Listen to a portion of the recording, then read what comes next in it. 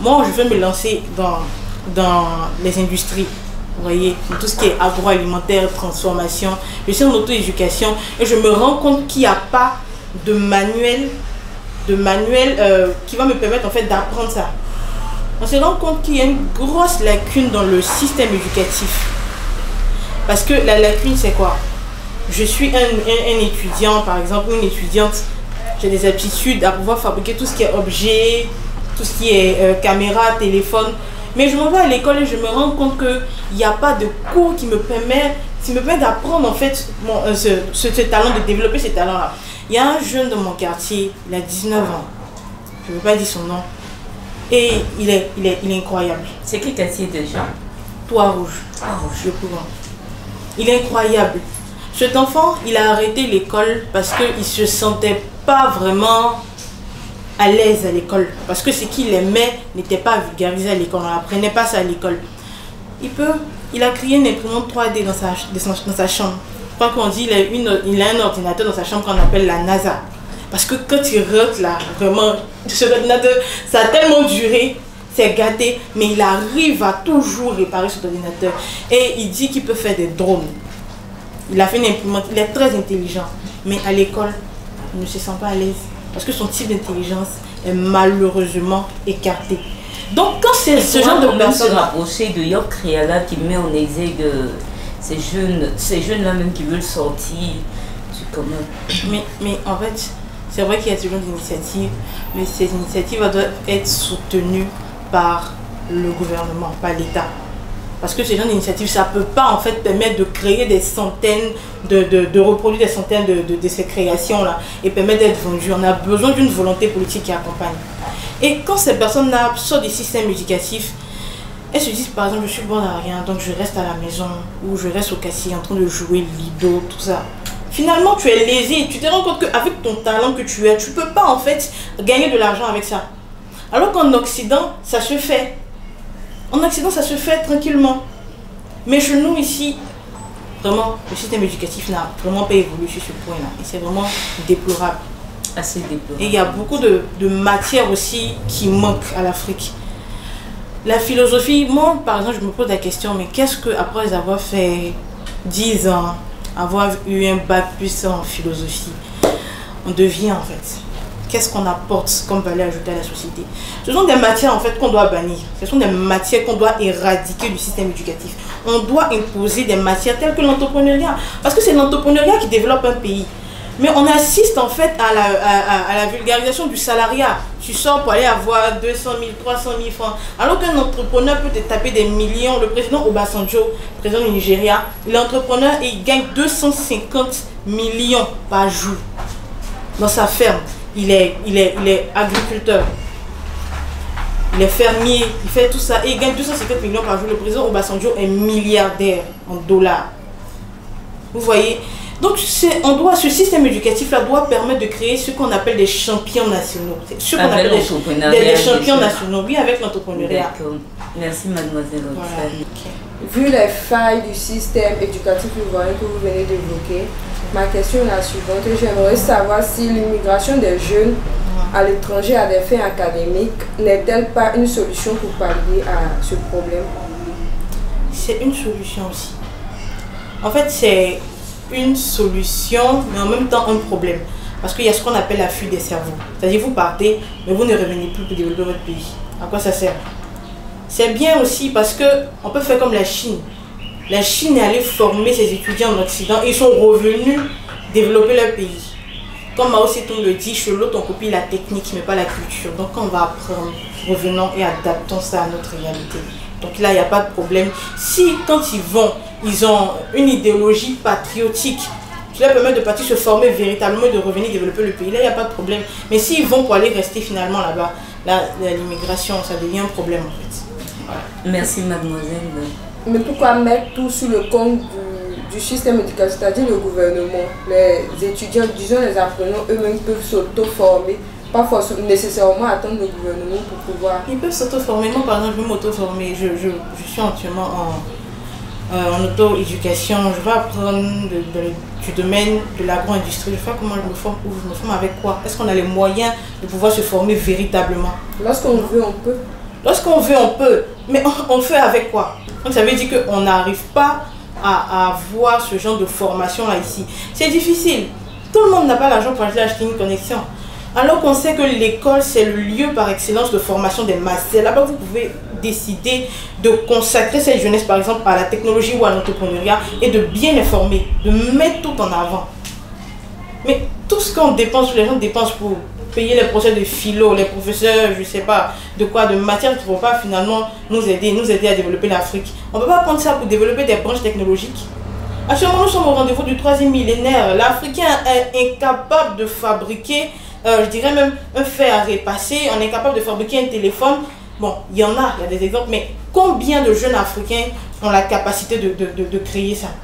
Non, on ne peut pas faire. Actuellement, les Japonais sont en train de créer ce qu'on appelle, les Chinois, pardon, ils ont déjà créé depuis 2010 ce qu'on appelle la révolution 4.0, où l'être humain n'intervient plus vraiment, en tout cas plus à 90%, où c'est la machine qui travaille. Ils implémentent, ils développent ce genre de systèmes, mais c'est à l'école qu'on apprend. Mais nous les Ivoiriens, on fait quoi pour être au rendez-vous du 3e millénaire? Qu'est-ce qu'on fait? Une question qui mérite vraiment d'être posée. C'est l'école en fait, c'est l'école qui est le lieu par excellence où on peut former les masses. C'est l'école. Maintenant, revenons aux solutions. Vu qu'on a dit comment est-ce que on peut faire sortir le système éducatif ou l'école ivoirienne de sa crise, déjà, les solutions et les solutions à court terme et les solutions à long terme. D'accord. Les solutions à court terme aussi, il y a 3 dimensions. En 1 minute, madame. Ok, il y a 3 dimensions. C'est-à-dire qu'il y a la responsabilité du gouvernement, il y a la responsabilité des parents et la responsabilité de l'étudiant, de l'apprenant lui-même. Le gouvernement doit être capable de mettre à la disposition doit être capable en fait de mettre l'étudiant dans les conditions favorables pour sa réussite. À court terme, le gouvernement doit être capable d'insérer des matières telles que l'entrepreneuriat dans la maquette éducative. Et aussi au niveau des parents, les parents doivent arrêter en fait ce laxisme chronique où ils se font en fait alliés de la médiocrité en donnant des téléphones à leurs enfants pour aller aux examens, en donnant de l'argent à leurs enfants pour aller corrompre les professeurs. Il faudrait arrêter cela. Aussi, il faudrait que l'enfant lui-même ou l'apprenant lui-même soit assez responsable et qu'il sache qu'il se forme pour lui-même et pour aussi développer sa société. On peut mentir à tout sauf à son intelligence. Si tu n'as pas appris, tu vas payer cela. Certainement. À long terme, moi je suis radical. On doit changer la maquette éducative ivoirienne et africaine. Merci mademoiselle Roxane. Merci. Mademoiselle Roxane, vous avez proposé dans vos solutions qu'on insère l'entrepreneuriat dans le système éducatif ivoirien. Est-ce qu'il n'y aurait pas d'autres matières aussi qu'on pourrait insérer pour pouvoir sauver ce système ou aider les apprenants? Outre l'entrepreneuriat, on peut instaurer en fait la technologie. La technologie, moi je dis depuis la classe de peut-être CP2 ou bien même CE1. Parce que comme on voit dans les grandes nations telles que la Chine, ils le font. À partir du bas âge même, ils apprennent déjà qu'est-ce que la technologie, comment arriver à créer un appareil. Donc ce sont ce genre de trucs, en fait, ce qui est bon, qu'on doit implémenter chez nous. Donc on doit insérer la technologie. Et puis, l'histoire réelle de l'Afrique, en fait. Moi, je ne sais pas comment on pourra nommer cette matière. En tout cas, ce sera histoire, mais pas l'histoire qu'on apprend actuellement, parce que tout est faux. Vraiment, tout est faux. Tout est faux. On doit revoir cette histoire. Aussi, on doit apprendre des matières telles que l'industrie. Vous voyez, des matières où on va apprendre à former des industriels, des entrepreneurs, parce que l'entrepreneuriat, il y a plusieurs degrés, en fait. Il y a les petits commerces aussi, c'est l'entrepreneuriat. Mais on veut créer, comme ce que j'ai dit, des champions nationaux. Donc on doit mettre sur pied ces matières-là, spéciales industrie, parce que l'Afrique a besoin de s'industrialiser. Parce qu'on ne s'enrichit pas avec les matières premières. C'est la transformation qui apporte la plus-value et c'est la transformation qui permet le développement. Voilà, il y a aussi une matière telle que le décodage du système oligarchique, occidental, impérialiste et néocolonialiste. Voilà. Pour permettre en fait aux étudiants, aux apprenants de savoir qu'on est dans un monde où nous sommes dans une guerre en fait. C'est une guerre froide par excellence. Parce que nous sommes africains, ce que nous oublions, nous sommes ivoiriens, nous sommes noirs, ce que nous oublions c'est que nous sommes en guerre contre les autres nations.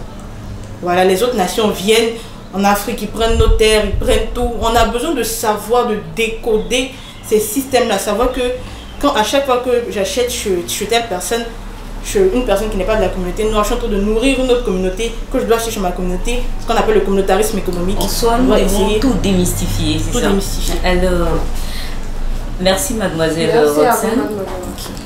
En 2015, par exemple, le président ivoirien a décidé de rendre l'école obligatoire pour les enfants de 6 à 16 ans. Puisqu'un scrutin sur les vraies personnalités et ambitions des jeunes n'est pas fait, et que le marché de l'emploi n'est pas infini, cette décision n'est-elle pas un tremplin pour le chômage dans les années à venir? Bon, déjà, l'école obligatoire, c'est déjà, moi, je dirais une bonne chose. D'accord. L'école obligatoire, l'école même n'est pas un problème en tant que tel. Ce qui est le problème, c'est ce qu'on apprend à l'école. C'est ça le problème. Donc, s'il veut rendre l'école obligatoire ou s'il a rendu l'école obligatoire pour tous les enfants, il n'y a pas de problème. Mais qu'il soit capable de changer la maquette éducative, parce qu'on a besoin d'apprendre des choses, mais des choses qui sont utiles pour la société. Maintenant, est-ce que ce n'est pas un tremplin pour le chômage? Ça a toujours été vraiment la voie par excellence pour devenir chômeur qualifié, comme le dit un de mes coachs favoris. L'école est par excellence l'endroit pour se former à devenir un chômeur qualifié. Ils sont 14 000 étudiants en droit à l'université de Cocody. Nous, dans mon université, nous sommes 3 000. Il y a des universités telles que UKO, l'université de Korogo, l'université de Boaké. Bon, quand nous sortons et que nous tous nous avons l'espoir de devenir magistrats ou juges, moi je me pose la question, est-ce que les personnes que vous voyez déjà, vos grands frères qui sont en train de gérer cabine, ne vous servent pas en fait de faire observer, vous ne les voyez pas? Donc l'école est la voie par excellence, comme moi je le dis, en tout cas de la manière que nous avons conçu notre système éducatif pour devenir un chômeur. Voilà, pour que le chômage soit réduit, il faut insérer l'entrepreneuriat. Il faut changer la maquette éducative. Merci mademoiselle Roxane. Sur ce plateau, nous recevions mademoiselle Nguesson Roxane, étudiante en master 1 de droit privé, également membre de l'ONG Urgence panafricaine et entrepreneur.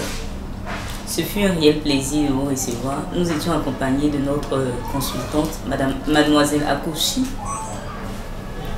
Merci. Merci.